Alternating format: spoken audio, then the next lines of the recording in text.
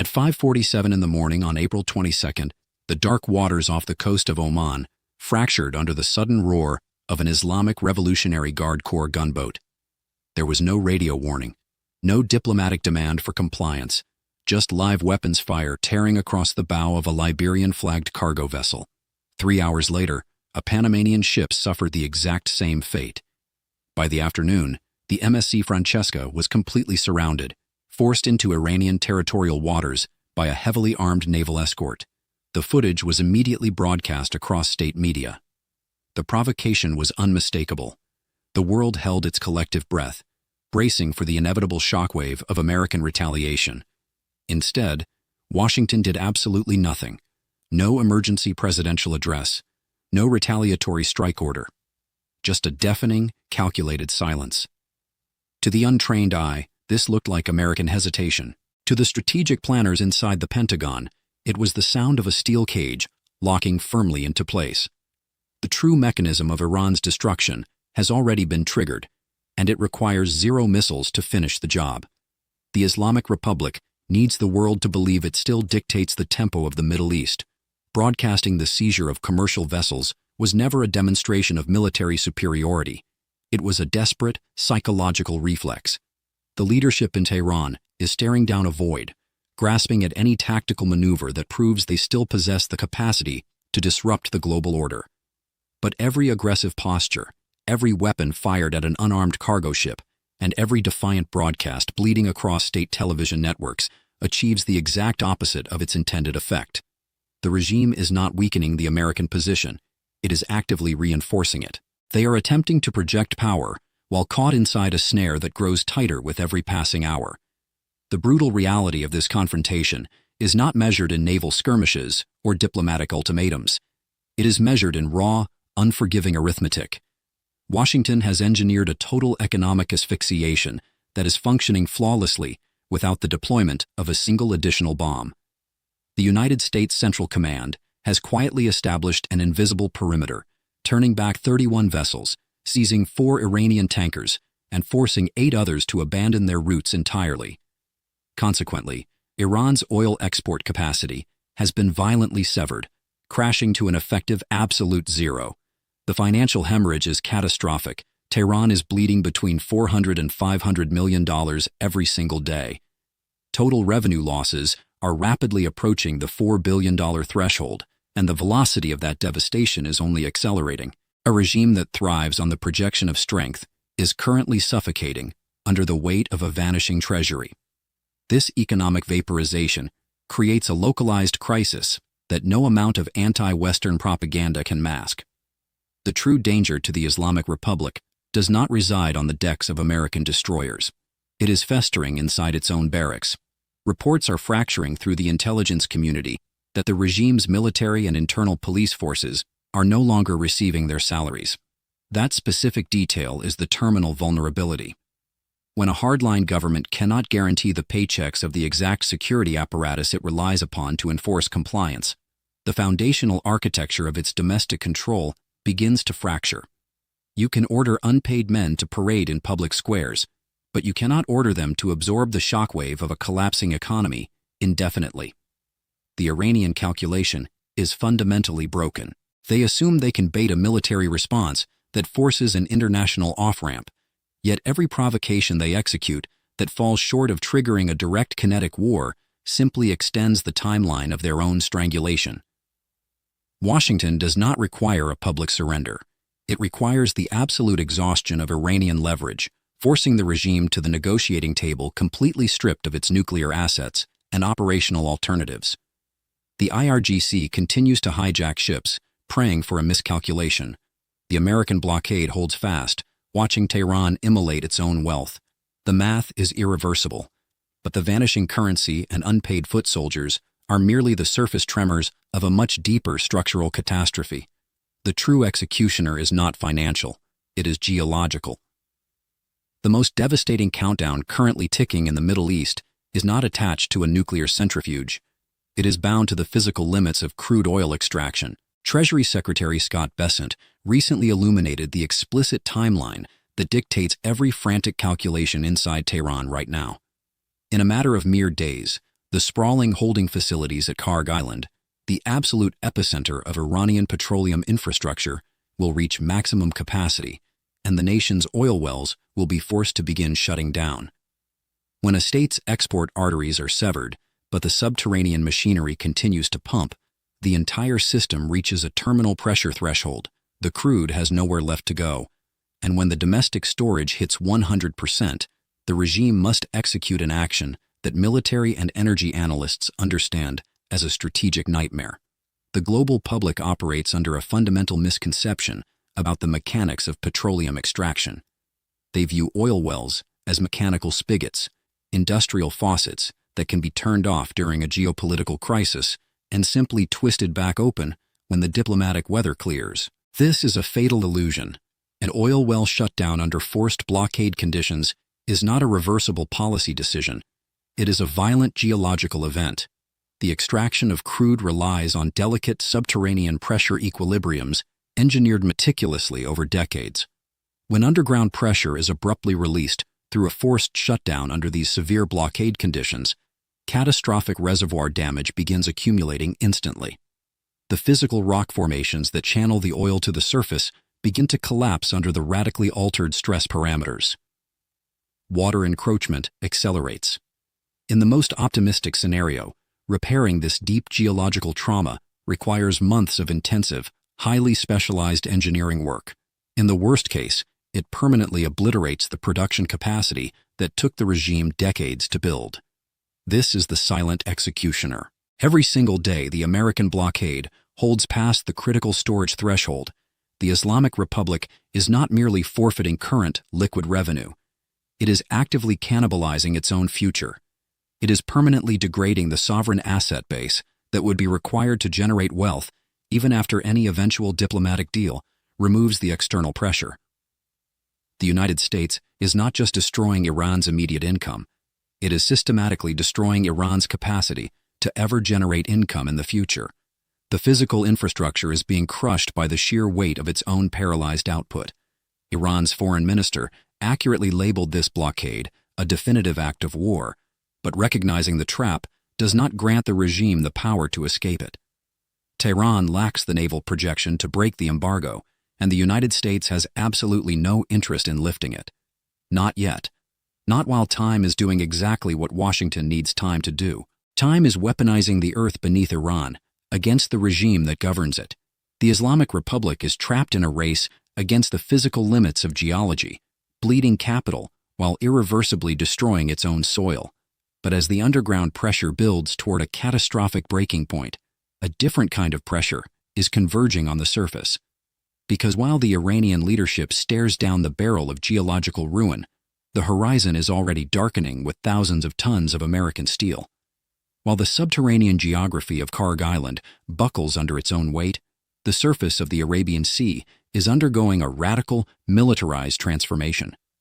The Iranian regime's frantic maritime provocations have triggered a mobilization of American naval power unseen since the apex of the Iraq War. The USS Gerald R. Ford and the USS Abraham Lincoln have already established a fortified operational zone within the CENTCOM theater. But it is the silhouette approaching from the south that finalizes the architecture of Iran's containment. Routing entirely around the hostile vectors of the Red Sea, the USS George H.W. Bush is currently accelerating past the coastlines of Kenya and Tanzania. In exactly 72 hours, it will breach the Gulf theater. When it does, an exceptionally rare historical event will materialize. 3 fully integrated American carrier strike groups will be simultaneously concentrated around a single operational choke point. This is not a mere naval deployment. It is the construction of a floating, impenetrable fortress. The Joint Chiefs have effectively drawn a steel curtain stretching from the southern coast of Oman directly to the Iran-Pakistan border. Beneath the surface, nuclear attack submarines prowl the depths.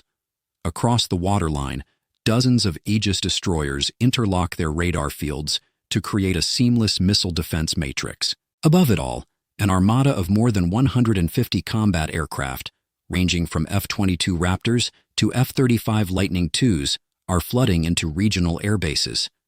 Concurrently, B-1 Lancer and B-52 Stratofortress heavy bombers are executing intensive strike rehearsals out of RAF Fairford in England, preparing for the exact moment diplomacy permanently fails.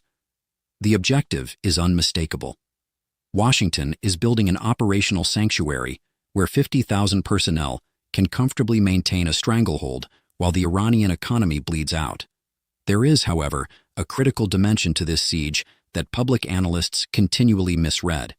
It is the arithmetic of ammunition. Over the past 7 weeks, the United States has expended roughly 45% of its precision strike inventory and half of its Patriot interceptors within the theater. Skeptics point to this burn rate as a vulnerability. They are fundamentally wrong. The asymmetry between Washington and Tehran lies in the capacity to reload. The American defense industrial base has quietly shifted into wartime production gears, generating munitions at velocities not recorded since the Cold War. A relentless logistical bridge of C-17 Globemasters and C-130 Hercules transport aircraft is continuously resupplying forward operating bases around the clock. The United States is firing, but it is also instantly replenishing. Iran enjoys no such luxury. The Islamic Republic cannot replace what it has already lost. The regime's critical command nodes have been systematically dismantled. The IRGC headquarters lies in ruins.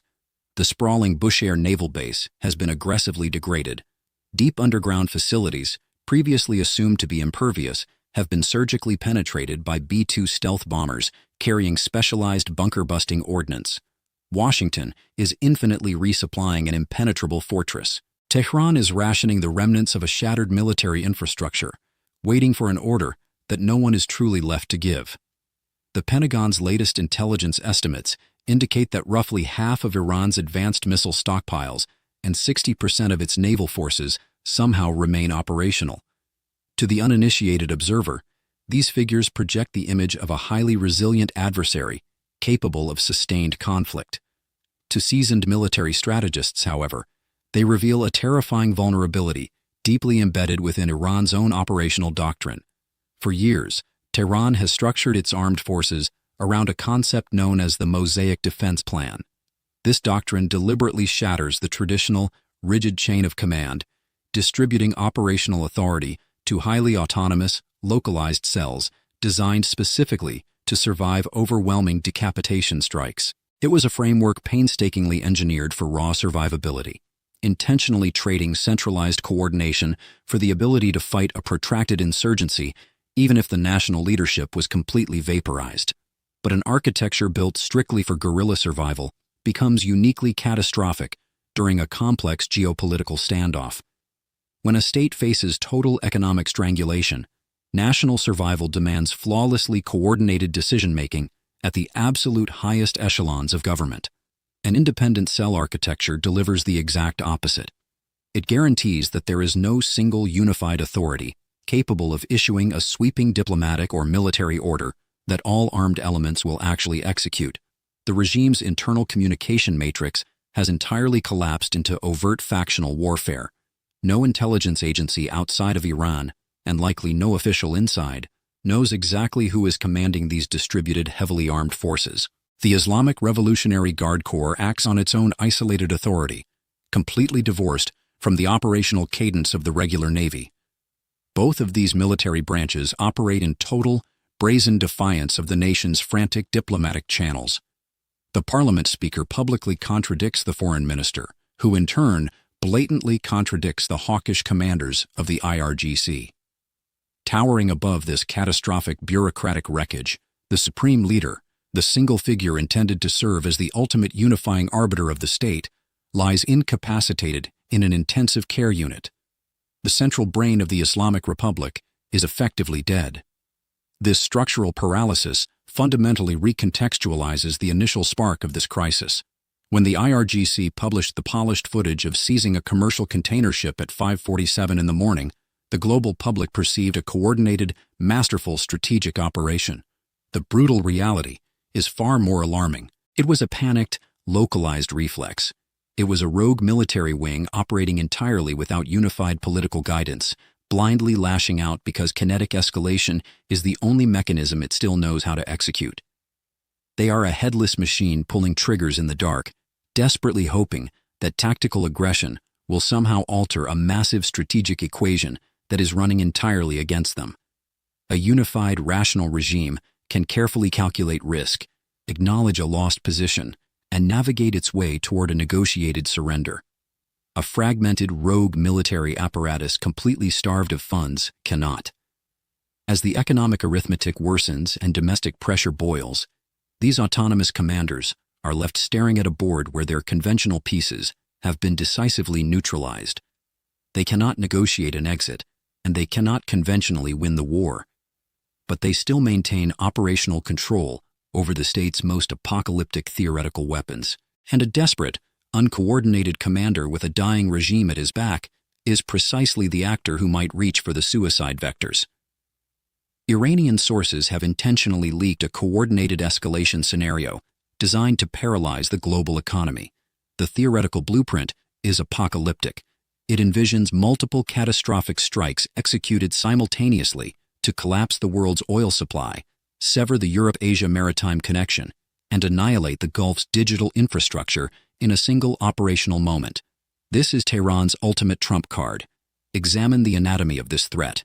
The first vectors target regional energy arteries. The Yanbu pipeline serves as Saudi Arabia's critical backup route, carrying crude oil directly to the Red Sea and bypassing the Strait of Hormuz entirely.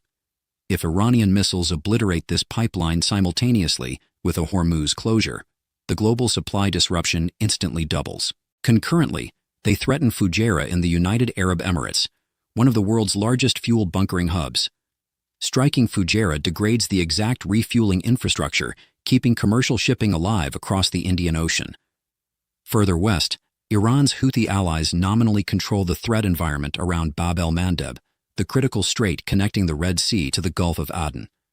Activating the Houthis to seal this choke point removes a quarter of the world's seaborne energy trade from the market instantly, but the most devastating detail carries profound civilizational weight: underwater cables. Approximately 7 major fiber optic systems snake through the Strait of Hormuz, carrying more than 97% of all Gulf internet traffic.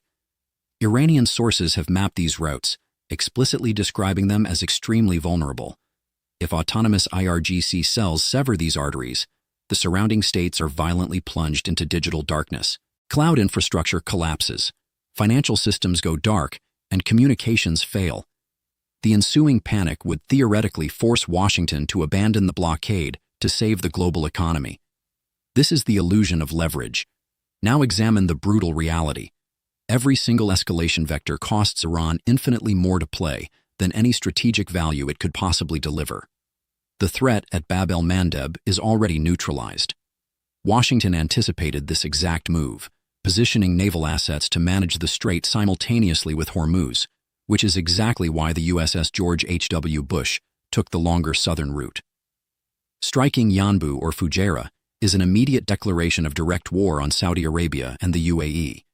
It instantly vaporizes the careful neutrality of the Gulf states, converting a bilateral standoff into a unified regional military coalition against Tehran. Iran is barely surviving the American blockade alone. It cannot survive a war that includes full Saudi and Emirati military participation, and the underwater cables represent the most catastrophic, self-defeating miscalculation of all. Severing the digital spine of the Middle East does not hurt the United States or its carrier strike groups. It directly strikes China, whose financial systems fundamentally depend on that connectivity. It damages India. It instantly converts every cautious, neutral observer into an active, vengeful adversary in a single operation. A fragmented regime, incapable of coordinating its own internal factions, cannot flawlessly execute a multi-vector escalation without rendering it catastrophically self-defeating. The real question is no longer whether Iran holds these apocalyptic cards. The question is whether anyone left inside Tehran is sober enough to calculate the lethal cost before playing them. While the military apparatus prepares for a catastrophic kinetic exchange, a far more insidious mechanism of isolation has already been activated. This is the invisible blockade. Tehran's ship seizure operations were explicitly designed to terrify the global markets, deliberately attempting to accelerate international pressure on Washington by weaponizing the fundamental cost of commercial transit. The regime gambled that astronomical freight costs would force the global economy to demand an end to the American embargo. They succeeded in terrifying the markets, but the resulting shockwave did not break the siege. It formalized it. Brent crude has violently breached the $100 per barrel threshold, forcing elite marine insurance conglomerates to officially declare the Strait of Hormuz an extreme risk zone. Underwriters have ruthlessly multiplied premiums to levels that render commercial transit completely economically irrational for any vessel operating without a dedicated military escort. Freight costs on critical regional routes have exploded by an unprecedented 200%, bringing civilian maritime traffic through the strait to a grinding definitive halt. By indiscriminately targeting Liberian, Panamanian, and Greek-flagged cargo vessels, the Islamic Revolutionary Guard Corps fundamentally altered the geometry of the crisis. This is no longer a localized bilateral standoff between Washington and Tehran. The regime has mutated its own survival struggle into a multi-party maritime security emergency, violently alienating every sovereign nation whose commercial lifeblood flows through these contested waters. The geopolitical blowback was immediate and crushing. On April 22nd, elite military planners representing more than 30 nations convened in London to engineer a massive, multinational security mission to safeguard the strait. The critical detail is that Washington did not summon this unprecedented coalition. The international community orchestrated it out of the collective, unyielding recognition that the waterway has ceased to function as a secure commercial corridor. Iran wanted the world to pressure the United States into retreating. Instead, the global economy has effectively quarantined the Islamic Republic. The world is not coming to save Tehran. The world is building a wall around it. And inside that suffocating perimeter, a final, fatal calculation is being made. For 45 years, the Islamic Republic meticulously engineered the Strait of Hormuz into the ultimate geopolitical weapon. The mere possibility of a closure was the perpetual threat that forced international negotiations to lean slightly in Tehran's direction.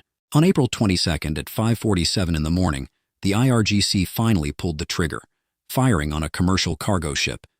And Washington did absolutely nothing. The American president refused to order a strike, not out of strategic hesitation, but because the Pentagon is quietly watching its invisible blockade dismantle the Iranian state without requiring a single kinetic intervention. The ceasefire in Hormuz has effectively ended, but what replaces it is not a volatile new phase of military exchange. It is the terminal stage of a calculated economic strangulation. Washington designed this architecture to ensure the regime defeats itself far faster than any multi-theater missile campaign could achieve. The IRGC leadership genuinely believes they are escalating the conflict by seizing vessels and broadcasting the footage. In reality, they are merely accelerating their own institutional collapse. A regime hemorrhaging $500 million every 24 hours cannot simply escalate its way out of basic arithmetic. Firing on international cargo ships does not reopen oil wells that are rapidly approaching permanent geological shutdown. Broadcasting defiant propaganda does not stop the USS George H.W. Bush from arriving in exactly 3 days.